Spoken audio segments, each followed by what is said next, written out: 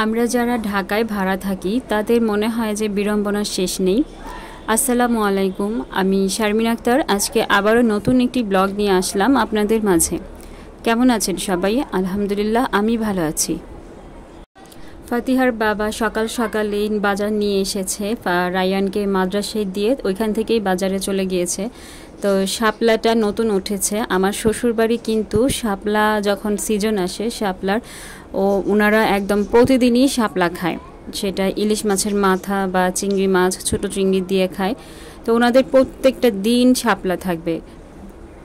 আমি আগে শাপলা কিভাবে কাটে বা ভাজি করে ওই সিস্টেমটা জানতাম না। আমার মা খুব কম শাপলা খেয়েছে, ধরতে গেলে খাই নাই।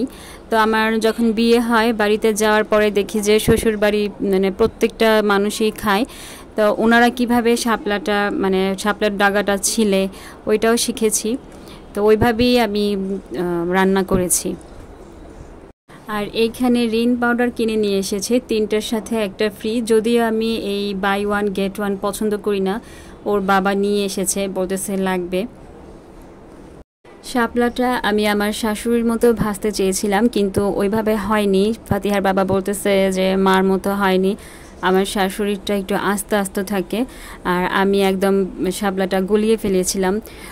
যদিও পানি দেইনি, তারপরেও কেমন যেন নরম নরম হয়ে গিয়েছে। তো বলতেছে মার মতো হয়নি।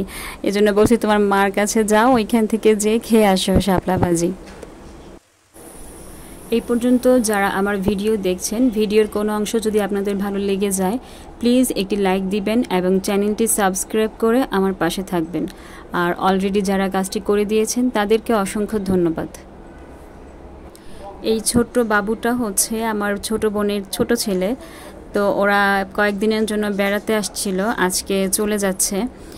তো খুবই খারাপ লাগতেছে।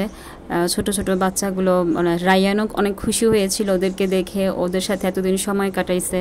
তো আজকে চলে যাবে। রায়ানও কান্নাকাটি করছে যে আম্মু যেতে না করো, আমি খেলবো। তো আমি আবার ওকে বুঝাইছি যে তোমার পরীক্ষা শেষ হলে আমরা আবার যাব নানুর বাসায়, ওইখানে যে ওরা যেহেতু ঢাকায় কিছুদিন থাকবে তো সমস্যা হবে না, ওদের সাথে খেলবা। আসলে ভিডিওর শুরুতে আমি বলেছিলাম আমরা যারা ঢাকায় থাকি তাদের বিড়ম্বনার শেষ নেই। আসলেই কিন্তু কথাটি একদমই সত্যি আমার যেটা মনে হয়। কেননা আমরা ঢাকায় যারা ভাড়া থাকি দেখবেন যে আমাদের প্রতিটা ক্ষেত্রে সমস্যার সম্মুখীন হতে হয়। আজকে বাড়িওয়ালা এই কমপ্লেন দিল, ওই কমপ্লেন দিল, আমরা আজকে এটা নষ্ট করে ফেলেছি, আর বাড়িতে বেশি মেহমান আসা যাবে না, মানে রাত 12টার পরে আসা যাবে না, মানে বিভিন্ন ধরনের সমস্যায় আমাদের সম্মুখীন হতে হয়। আমাদের যে বাসাটা, এই বাসার ভাড়া হচ্ছে 25,000 টাকা, কিন্তু এই বাসার ভাড়া 1 বছরের মধ্যেই প্রায় 2,000 টাকা বাড়িয়ে দিয়েছে। আমরা যখন প্রথম ভাড়া নিয়েছি তখন আমরা 22,000 টাকা 23,000 টাকা ভাড়া বলেছিল। তো আমরা 23,000ই রাজি হয়েছিলাম, যেহেতু আমরা 2 ফ্যামিলি থাকবো, আমরা আর আমার বড় বোন, ওর ছেলে মেয়ে। আমার দুলাভাই বেশি দিন থাকে না, ব্যবসার কাজে গাজীপুরে থাকে বেশিরভাগ সময়। তো এখন ওনারা বলে যে আমাদের বাসায় মেহমান বেশি আসে, তারপরে আমরা নাকি লোক বেশি, এই কারণে বাসা ভাড়া বাড়ায় দিতে হবে। তো যাই হোক, আমরা রাজি হয়েছি, যেহেতু আমার বোনের মানে ছেলের এসএসসি পরীক্ষা ছিল। তো হঠাৎ করে এখন চেঞ্জ করা যাবে না বাসা। তো 2,000 টাকা ওনারা বাড়িয়ে দিয়েছে। 25,000 টাকা এখন আমাদের কাছ থেকে নেয়, শুধু কারেন্ট বিল ছাড়াই। এরপরেও তারা আমাদের সাথে মানে যা তাই ব্যবহার করে। আমাদের লোক কেন বেশি আসে? তা আমার বাবা মা আসবে না, এটা কেমন কথা? আমার শ্বশুর বাড়ি থেকে লোক আসবে না? তারপর হচ্ছে আমার ভাই, আমার হাজব্যান্ড মিডিয়ায় চাকরি করে।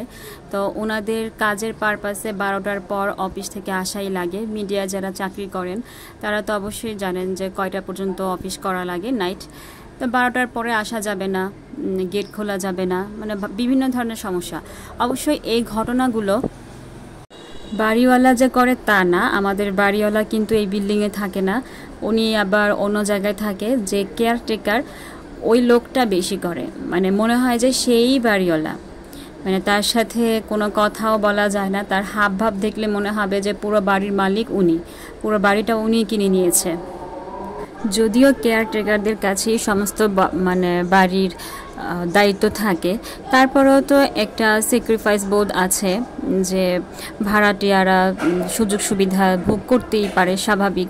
তো আমরা তো বলেই উঠছি যে আমাদের 12টার পরে লোক আসবে, এখন কেন সে এরকম করে বুঝি না। তো যাই হোক, আমার বড় বোনের ছেলের এসএসসি পরীক্ষা শেষ, ও আলহামদুলিল্লাহ পাশ করেছে। এখন ও যে কলেজে চান্স পাবে ওইখানকার কলেজের সামনেই ভাড়া নেবে বা বাড়িতে চলে যাবে। আর আমি যদি এখানে থাকি তাহলে হয় সাবলেট দিব বা আমিও অন্য জায়গায় ভাড়া নিব। তো দোয়া করি সবারই যাতে নিজের স্থানীয় বাসা থাকে, মানে জায়গা থাকে, সবাই যাতে ঢাকায় জায়গা কিনে থাকতে পারে, ভাড়া না থাকা লাগে, কেননা এরকম বিড়ম্বনা কারো যাতে না পোহাতে হয়। তো আজকে এই পর্যন্তই, পরবর্তী ভিডিও দেখার অপেক্ষায় থাকবেন। আল্লাহ হাফেজ, আসসালামু আলাইকুম।